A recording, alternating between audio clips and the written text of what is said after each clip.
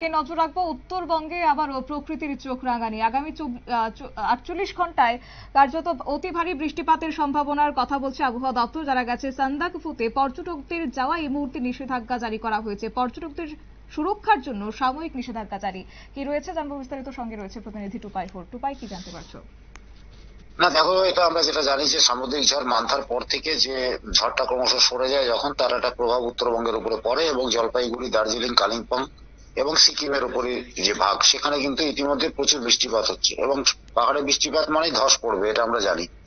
সেই সমস্ত দিক চিন্তা করে কিন্তু আগাম সতর্কতামূলক ব্যবস্থা হিসেবে পর্যটকদের সেখানে যেতে বারণ করা হয়েছে, সাময়িক বন্ধ রাখা হয়েছে সান্দাকফু যাওয়ার যে রাস্তা পর্যটকদের সেটা।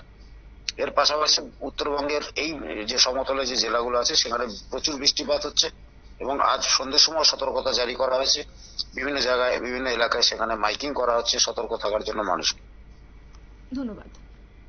আপনারা শুনলেন, অর্থাৎ প্রকৃতি যে জায়গায় সাথ দিচ্ছে না, তাই এবার সান্দাকফু সহ একাধিক উচ্চ পার্বত্য এলাকায় পর্যটকদের যাওয়া আপাতত নিষিদ্ধ করেছে প্রশাসন। পর্যটকদের সুরক্ষার স্বার্থে এই সিদ্ধান্ত নিয়েছে দার্জিলিং জেলা প্রশাসন।